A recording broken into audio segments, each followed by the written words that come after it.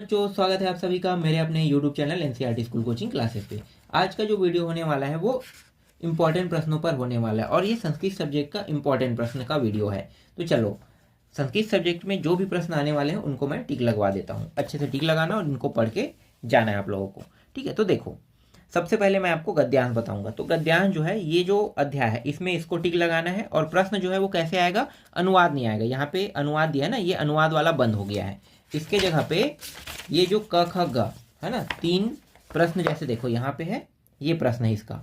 तो यहाँ पे क ख ग, तो यही प्रश्न जो है आपको देखने को मिलेगा क ख ग के रूप में। और इनका उत्तर जो है उसी गद्यांश से ढूंढ के देना है। और ये 3 नंबर का रहेगा, 3 नंबर के 2 प्रश्न आएगा। तो एक ये प्रश्न हो गया, जितने भी इंपॉर्टेंट है उन सबको बता रहा हूँ। फिर ये वाला प्रश्न है, ठीक है, यहाँ पे अनुवाद भी दिया है, नीचे में अथवा करके दिया, तो ये है मेन इसका। तो यही आएगा एग्जाम में। ये अध्याय का हो गया। इसके बाद बिलासा वाले अध्याय पे आते हैं। बिलासा वाले अध्याय में जो प्रश्न आपको टिक करना है, और भी प्रश्न है बिलासा वाला, लेकिन यहाँ पे नहीं है, आगे मैं बताऊंगा। देखो, ये वाला प्रश्न हो गया, इसको टिक लगाना है। ये प्रश्न यहाँ पे मिल जाएगा, ठीक है। ये वाला है, इसको भी टिक लगाना है। और यहाँ पे देखो, ये आगे के नाम से मिल जाएगा ना, आगे के नाम देख लेना, ये पूरा मिल जाएगा प्रश्न। बहुत आसानी परीक्षा साल में मिल जाएगा। ये है प्रश्न। फिर आते हैं, ये हो गया। अब इसके बाद यहाँ पे और तो मुझे नहीं दिखाई दे रहा है, हाँ यहाँ पे सॉरी, ये स्वामी आत्मानंद वाला है ना। तो ये वाला प्रश्न है, इसको टिक लगा लेना और पढ़ना है। इसके बाद ये देखो, ये वाला, इसको टिक लगाना और इसको पढ़ना है। ये परिवारा लघु एवं वरम वाले अध्याय से है, ठीक है, ये मिल जाएगा आसानी से। और कोई प्रश्न है क्या यहाँ पे? और कोई प्रश्न यहाँ पे नहीं है, ठीक है, ये हो गया। ठीक, अब आते हैं श्लोक वाले में, है ना, हिंदी श्लोक वाले प्रश्न में। ये तो सब श्लोक है, यहाँ पे अभी नहीं है, अभी छोड़ दो, ठीक है। यहाँ पे आ जाओ, देखो यहाँ पे ये अध्याय है ना, तो अध्याय के बीच में बहुत सारे प्रश्न जो है वो यहाँ पे छुपा हुआ है। तो हमें क्या करना है, निकालना है यहाँ से भी, ठीक है। तो हर एक अध्याय में यहाँ भी मिल जाएगा, देख लेते हैं। यहाँ पे नहीं है, है ना। ये वाला दूसरा अध्याय में भी नहीं है। तीसरा अध्याय, इसको देखते हैं,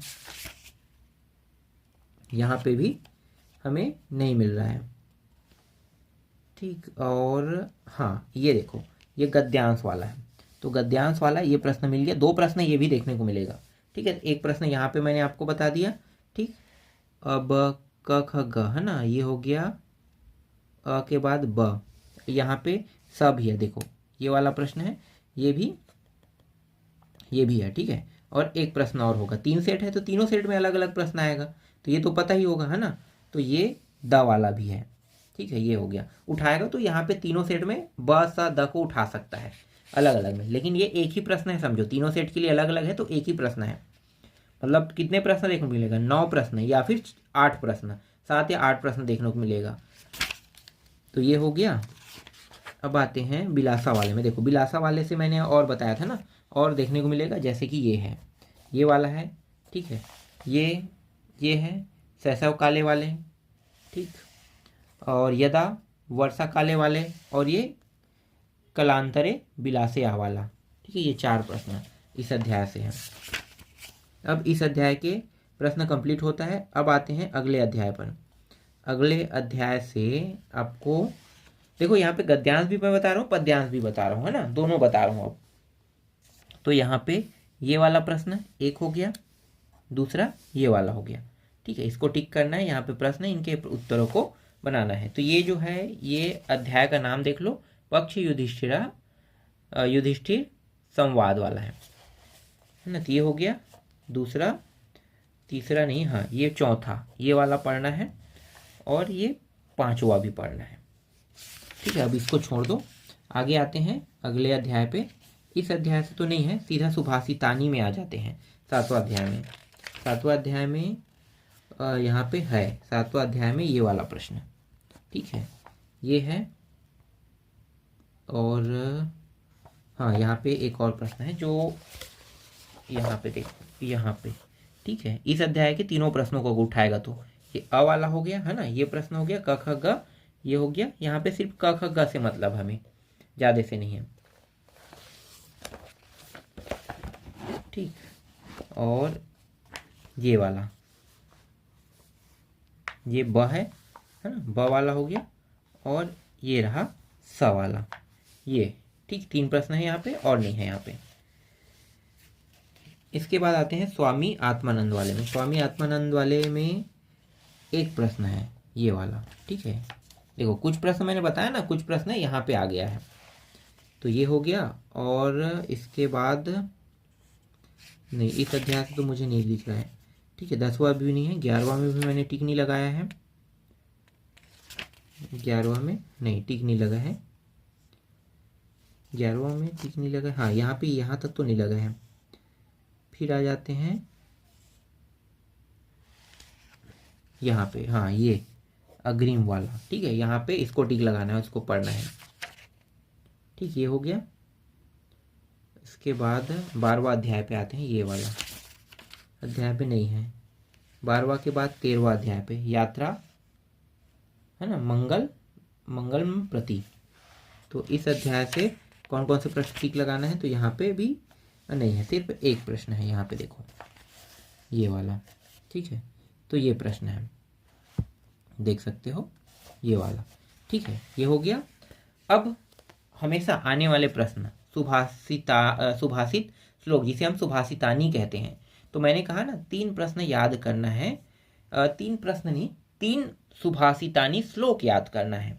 तो यहाँ पे देखो बहुत सारे हैं, 8 है, इनमें से कोई 3 जो सरल लगे, है ना। इसके अलावा सुभाषितानी वाले अध्याय में जाना और उनमें से भी किसी भी 3 प्रश्नों को याद कर लेना। प्रश्न नहीं, फिर से मैं प्रश्न बोल रहा हूँ, प्रश्न नहीं, श्लोक को याद करना है, जिनमें से आपको सिर्फ 2 श्लोक को लिखना है, जिससे आपको 5 नंबर मिल जाएगा।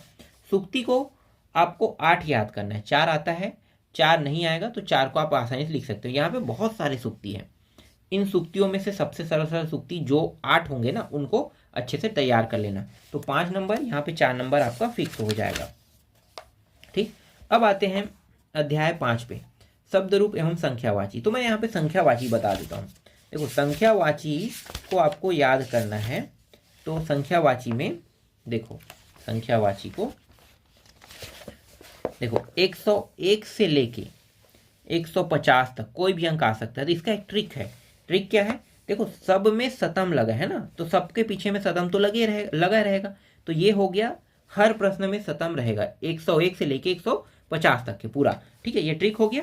अब देखो यहाँ पे हर में इसे बोला क्या जाता है, अगर 100 से अधिक होता है तो यहाँ पे देखो धिकम लगा है, तो ये धिकम जो है ये 9 तक के, जो 109 तक के वहां तक तो लगा ही रहेगा। देखो 110 में भी लगा है ना, 110 में भी लगा है। फिर आगे देखो 100 से ऊपर है, तो मतलब ये सब में लगा है, धिकम सब में लगा है, ठीक है। तो धिकम वाला टॉपिक आपका क्लियर हो गया कि शतम और धिकम सब में लगता है ना।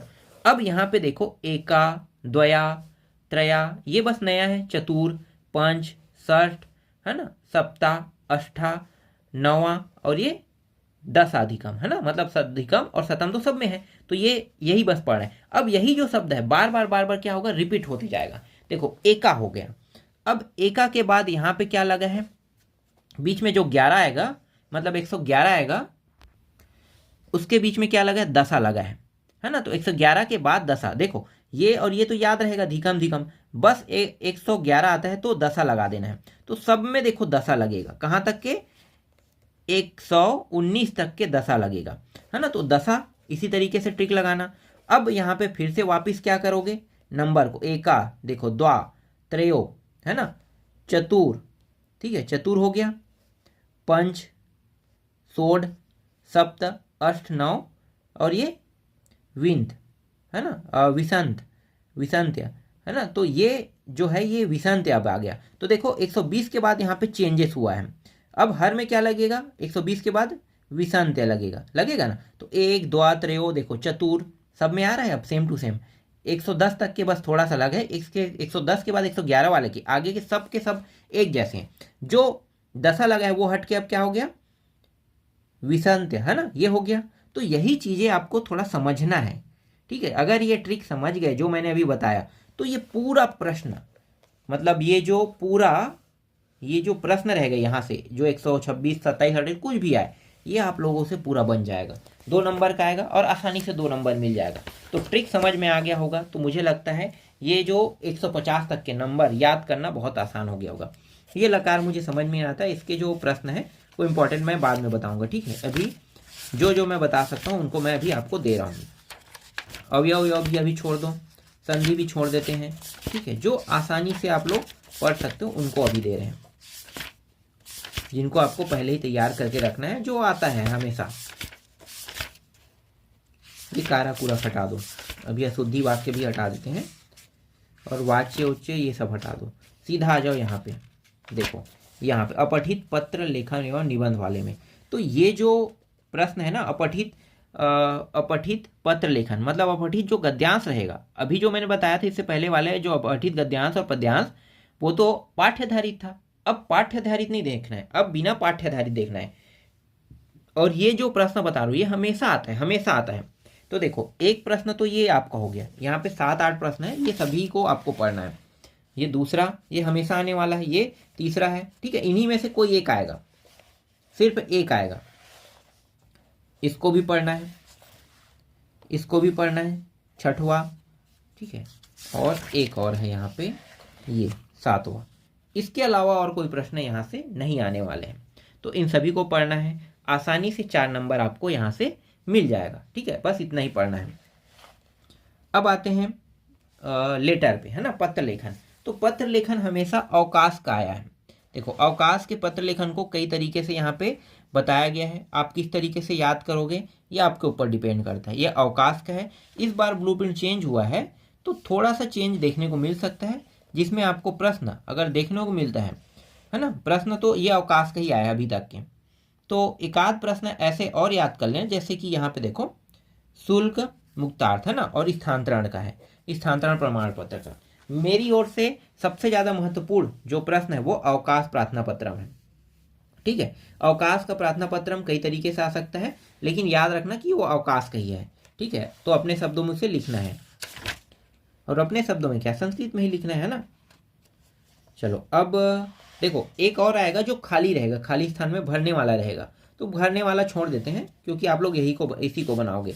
अब आते हैं निबंध पे। निबंध भी मैंने बता दिया है इंपॉर्टेंट निबंध में, जैसे कि ये सदाचार है ना, सदाचार छोड़ दो, चलो सुभाष चंद्र है, ठीक है, ये हो गया।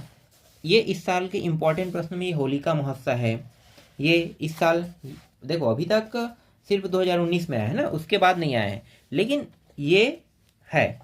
और ये महाकवि कालिदास जो सबसे इंपॉर्टेंट है। अब मैं आगे नहीं बताऊंगा, ठीक है। ये जो मैंने बता दिया 3-4 यही है सबसे इंपॉर्टेंट, ठीक है।